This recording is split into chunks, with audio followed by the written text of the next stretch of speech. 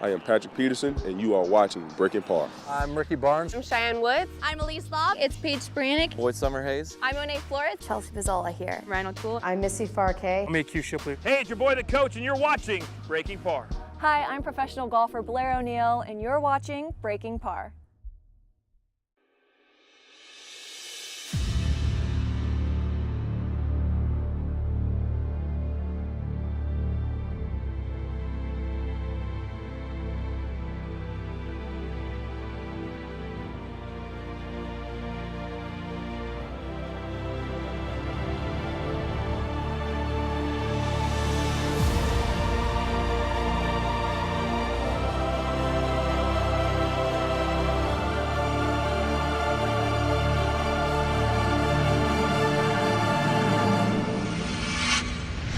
Arguably the most recognizable hole in desert golf is hole number 3 on Troon North's Monument course. Easily the most photographed hole in the Southwest, number 3, the Monument, is a par 5 that had to be built around a 25-foot boulder that designer Tom Weiskopf couldn't rummage up enough dynamite to remove.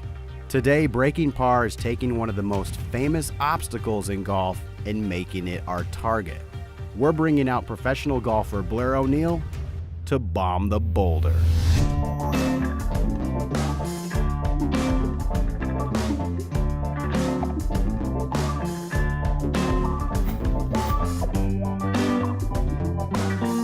Hi guys! I love this course. It's one of the courses that when people come into town and they ask me what golf courses should I play, this is always one of the top courses I say. Welcome to Troon North. Breaking Par.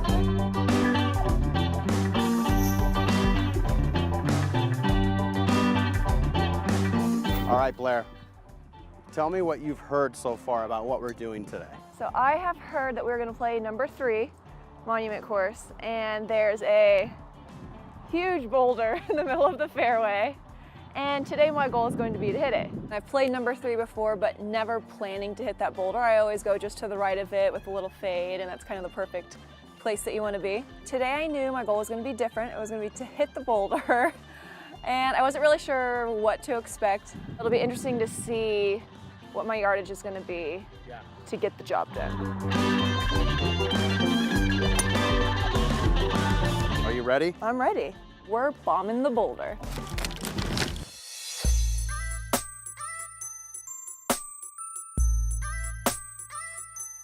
Filming today at Troon North with Fox Sports. I'm snapping you. I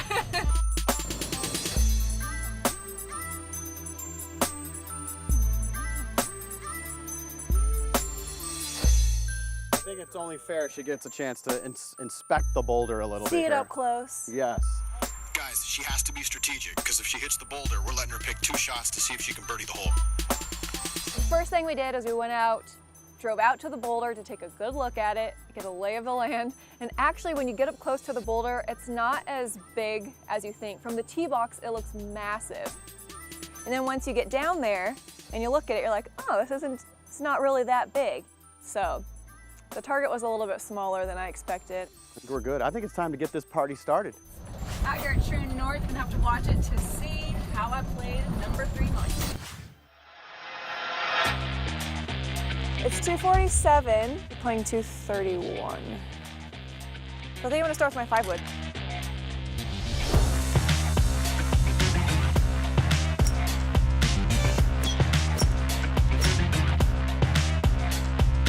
First I started with a 5-wood and it was coming up a little bit short. Close.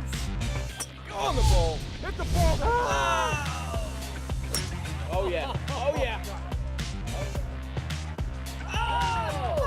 Not enough. It was harder than I thought. Then I switched to a 3-wood, and I had to take a few to get dialed in, and I was maybe just short, just right, just left. But then I finally hit it, and it was like sweet victory. Go! Draw. Draw.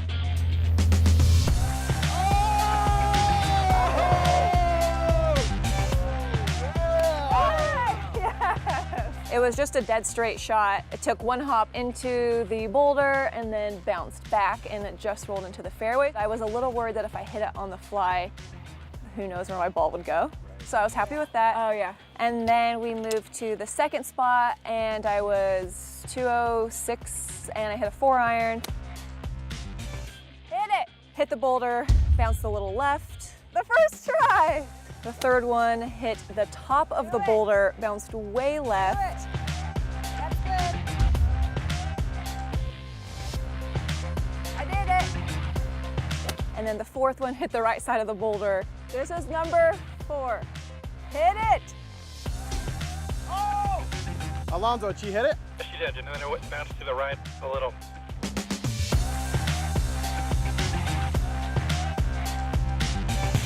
That was intense, guys. That was intense.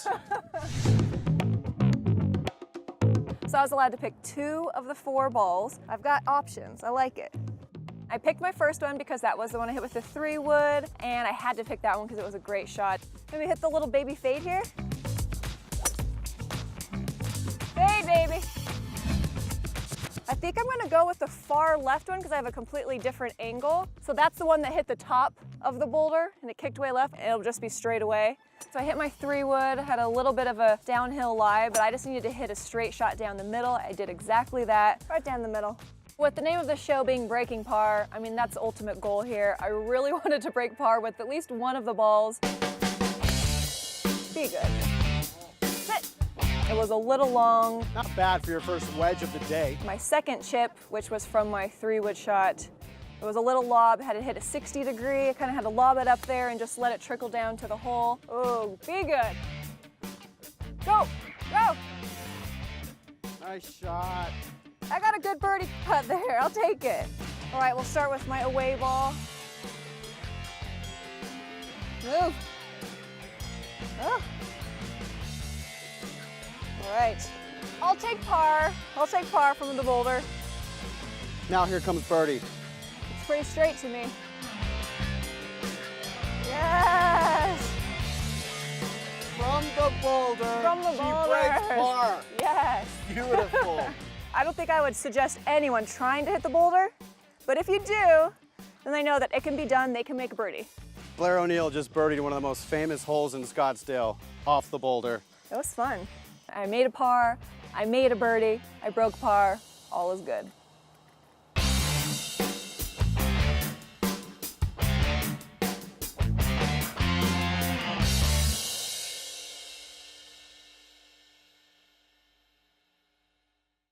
Guys, are you sick of chili dip and chip shots? Learn how to bump and run from Team USA Ryder Cup player Tony Finau's personal coach later in the show. The Charles Schwab Cup playoffs are the stuff of legends, a culmination of competition, a gathering of the greats, and a pretty shiny trophy. Bernhard Langer won a legendary 3 years in a row. Then Kevin Sutherland dethroned Langer with his own legendary win. But just because they won those trophies doesn't mean they'll win this trophy. It's all on the line at the Charles Schwab Cup Championship, only on Golf Channel. You know what time it is. You're thinking about getting yourself a Troon card. As a Troon card holder, you will enjoy the best courses at the best rates. Troon card rates give you up to 50% off up to 3 days in advance. And don't forget, you can hook yourself and your friends up with 2-for-1 golf offers. It's now impossible to not get the best rate when you play golf, and there's more than 100 participating courses worldwide. To purchase or learn more, visit trooncard.com.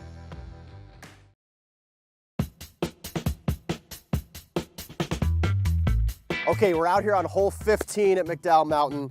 We want to give a little bit of a cheater stick to our audience. Let's learn about one shot that could help us score the best when we're playing McDowell Mountain.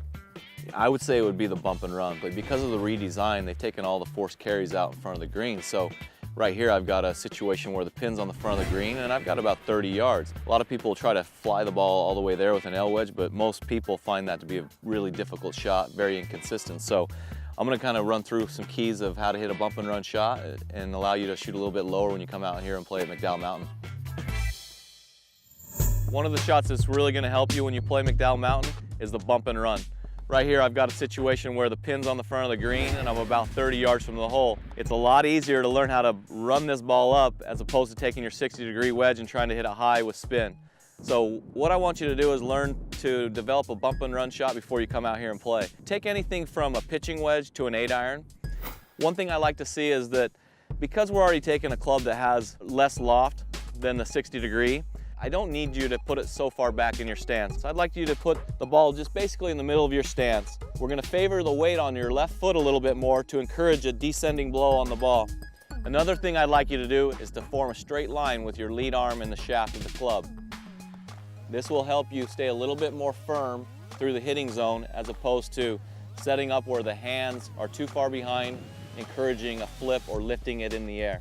And the last thing I would like to see you do is get a little bit closer. A lot of people stand too far from the ball and it makes the club swing a little bit too far inside.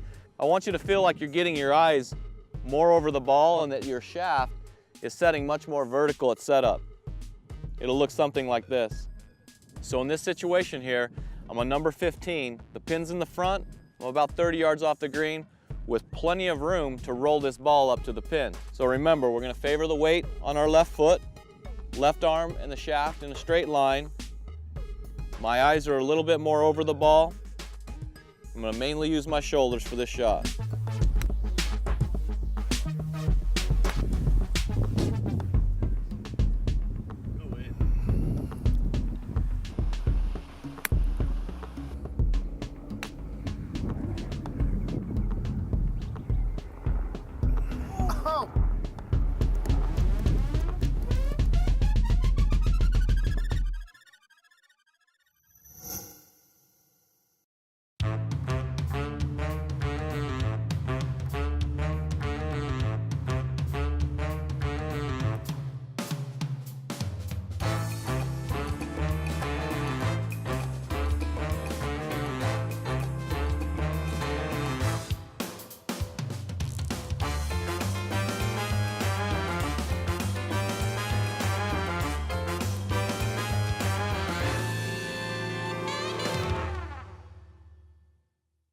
It's not often being a rules referee at a major championship where you're anything more than a uniformed spectator. This August, the U.S. Amateur was at Pebble Beach and Spyglass Hill with a match play at Pebble Beach. But I had the best situation because of this 24-for-1 playoff, one spot available, 24 people tied for it. Every year, the format is 312 players play 36 holes of stroke play to get to 64 players in match play. And then they have single round elimination until you get your champion 5 rounds later. So after the second day, we had 63 players and had 24 tied for the last place. So the playoff was the following morning, 7 a.m., 17th hole, the iconic par 3, where Nicklaus hit a 1-iron many years ago to win the Open. 150 people watching, all the players there, and they fire it off into the mist.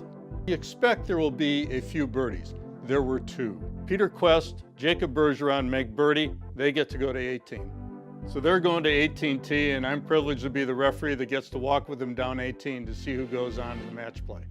They both hit incredible tee shots, 325 yards off the tee. Bergeron's first to play, hits a 5-iron at the green, leaves it 50 yards short right of the green behind this giant tree, complete shank. The other player, Quest, knowing he had the game won, all he had to do was get it in the front bunker by the green. He has a 5-iron, hits this huge, hard hook out into the ocean. It rattles around on the rocks down on the bottom, and this is where I get to have some fun. And that's determining who is away, because Peter's down on the rocks, and he's gonna go back to a drop zone 200 yards short of the green. Jacob doesn't realize that he has to play first, even though Peter Quest was gonna go back 200 yards to a drop zone. The player who's away is determined by where the ball lies in play. Since Quest's ball lay 25 yards from the hole on the rocks in the hazard, Jacob, being 50 yards away, was required to play first. So Jacob has to pitch the ball around the tree, then flops it up on the green about 6 feet from the hole. Peter Quest plays from the drop zone, leaves it at the front of the green, got to get the putt up to the hole, knocks it by 3 putts, 8. Jacob Bergeron, 2 putts for 6. 6 beats 8 after the 2 of them made 2 at 17. Very enjoyable week for a referee. It was exciting.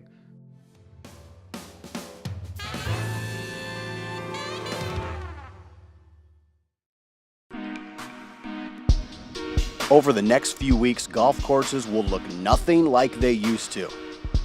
Stay tuned and find out why.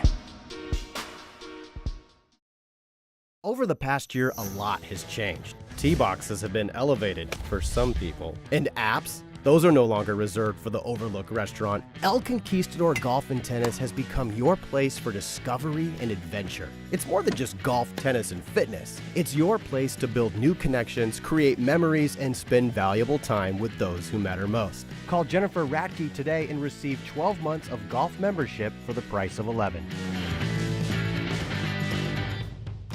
Right now, you're probably asking if you can make it through another Arizona summer. The bigger question is, are you using the right AC company? One who understands that great service means more than just taking care of your AC unit. It means knowing how your home's entire system works together, from the insulation to the ductwork, backed by a guarantee to make your home more comfortable and energy efficient. The answer is Rias, where we're always thinking outside the box. Call for your free home performance evaluation. And remember, it's hard to stop a train. Learn more at Rias.com.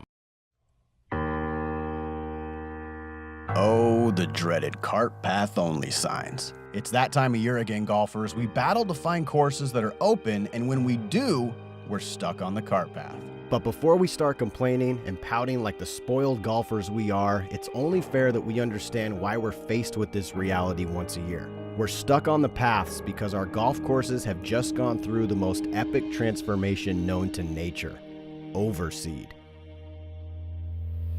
Hi, I'm Brady Wilson. I'm the general manager here at Auction Southern Dunes Golf Club, and let's go learn about overseeding. Overseeding happens every year, around October, November for some. In regions like Arizona, we play golf on two types of grass depending on what time of year it is. Bermuda grass in the warmer months, ryegrass in the cooler months. Golfers want pristine, green golf courses all year long, so courses have to swap out the type of grass they grow in order to keep us happy. The Bermuda base, it needs anywhere from 80 and above. The problem is when the nighttime lows start dropping in the 40s and whatnot, then it starts shutting down, and essentially it'll go dormant with the temperatures that we have in the wintertime. So if we didn't overseed, you would be playing on grass that's browner than this. We'll put perennial rye down. Perennial rye, it's a cool season grass. It thrives in our winters with our temperatures, but it also loves the 60-degree days. That rye sits on top of the Bermuda, and you play on top of that into April and May. By going through the overseeding process, we'll have a green golf facility, a great playing facility year-round. This is arguably the most important 4 weeks of our entire year. These guys love this time of year. This is what they practice and prepare for. It's game on for superintendents all across the state. It's their time to shine, but the pressure's on. If they screw it up, it affects the playing conditions for the entire rest of the golf season. I live for this time of the year.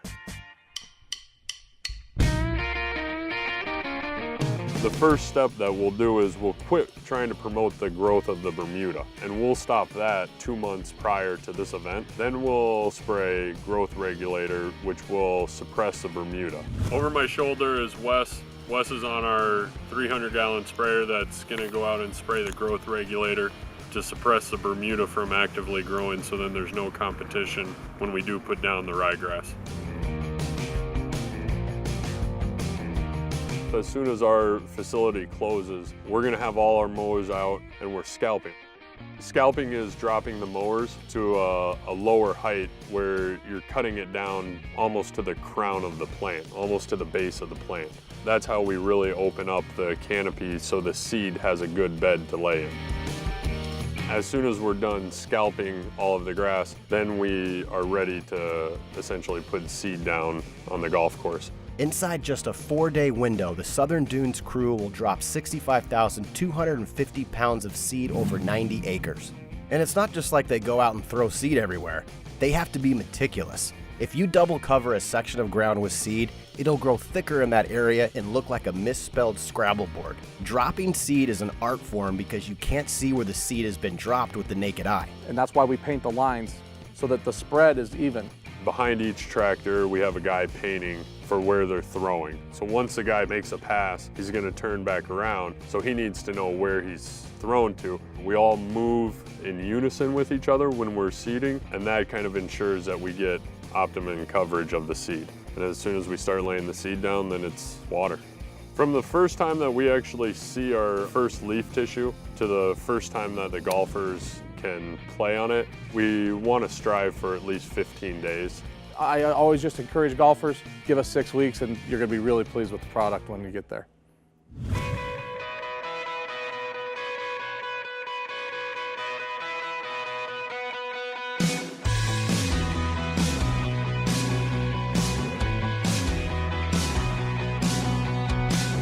From the before to the after, out here at Troon North on the Pinnacle course with Mike Friend, you're going to show us a little bit about how you guys are growing and strong here. So yeah, a few more days left, but as you can see, the beautiful green striping, that ryegrass is coming in really nice. Let's go check it out. Getting out here on the fairway, you can really see this rye coming in. You know, if you take a look here closely, you can really see the difference between the two types of grass. The ryegrass is just a really thinner, taller blade, stands up nice and tall. In the Bermuda, just thicker blades, and you can see the base there. I mean, really seeing this grass up close, you can tell why it's still pretty fragile this time of year. You're exactly right, Ryan, which is why we have a cart path only restriction there when we open from overseeding. It was cool to get a hands-on view of the new ryegrass coming in. Have you ever seen a golf course with no divots on it? We couldn't resist. Keep in mind that any course that's fresh out of overseed will have softer than normal playing conditions. Might want to try to pick the ball a little cleaner than you normally do. It's not hard to understand why cart path only is so important this time of year, but regardless if it makes sense to you or not, you have to deal with it. Here are a few tips to keep in mind so you don't miss a beat. First of all, Brady says it's a good excuse for grabbing a pull cart and walking the course. You know, cart path only during the month of November, it's a great opportunity to get out and be more active and just walk the golf course. The biggest things to remedy are yardages, pace, and club selection for shots you can't drive to in the fairway. Always bring a few extra clubs. Bring a rangefinder or use the free Troon app that has GPS. And always remember to bring along the sand and seed bottle. To keep a good pace of play, you and your cart buddy need to work as a team. When the first guy gets out and heads to his ball, the other guy should be advancing the golf cart further down the path. Just remember to always keep things moving. Oh, and one of the most annoying things for golf course superintendents is when golfers don't keep all 4 tires on the cart path. This time of year, they end up using more seed around the cart paths than any other place on the golf course. When you come out here in November, it's pretty deceiving because when you take a look down in the soil, that's what determines how strong the plant can be. I think all of us in the industry would hope that after you watch this piece, that everyone has a little bit more appreciation for what our guys do and respect for the golf course. And if that means you're consciously keeping all 4 wheels on the path during cart path only, boy, we sure would appreciate it.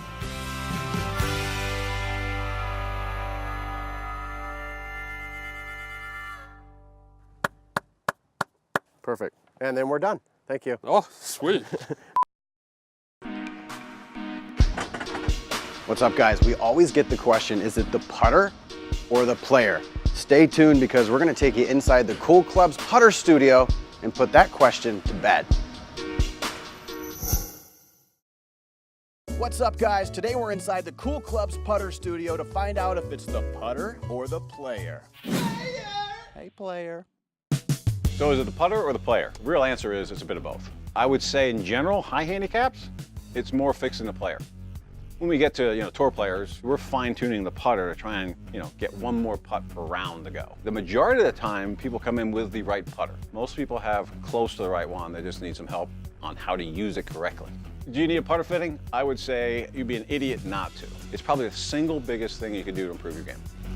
Here at Cool Clubs, our putting studio is probably the best in the industry. We've developed it over 20 years or so. It's got 8 high-speed cameras in it. The reality is you need to see yourself to improve. So we look at it from a bunch of different views. And we've got probably hundreds of tour players in there to compare you to. And if you see yourself next to a tour player that's really good at it, you'll see the difference.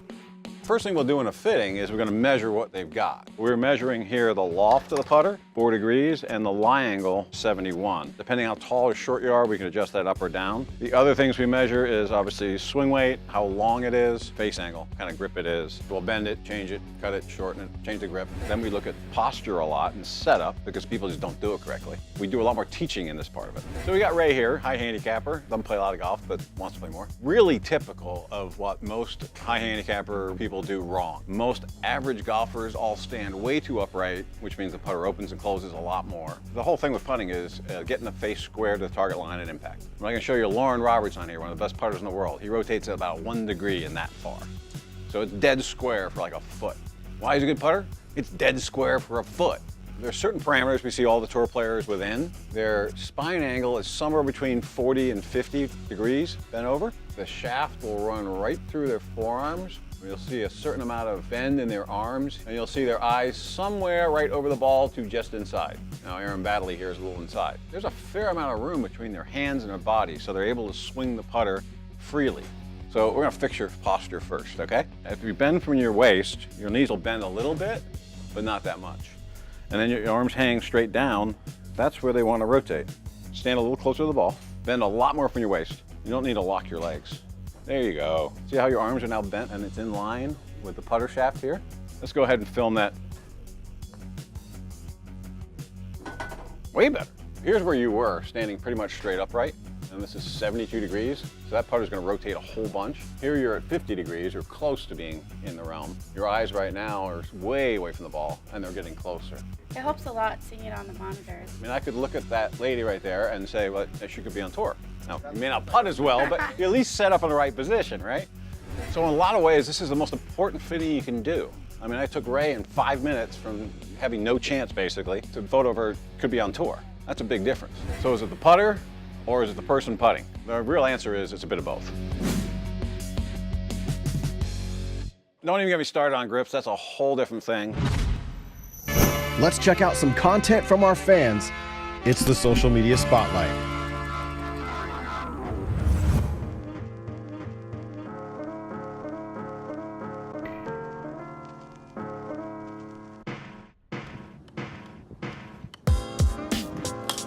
Hey.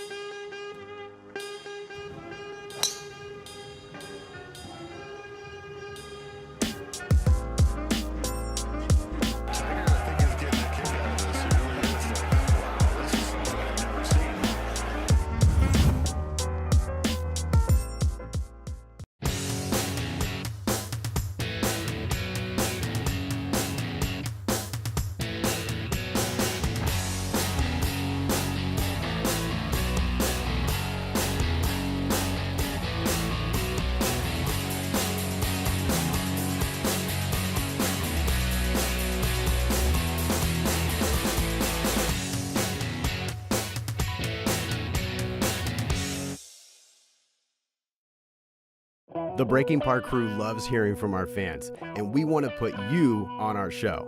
Do you have an amazing golf shot caught on camera? Do you have a ridiculous trick shot that you want the world to see? Or maybe you just filmed a hilarious moment in golf. Oh, you broke it. Send video submissions to fans@breakingpar.net for a chance to be featured on our next show. Or hit us up on Instagram @BreakingParTV.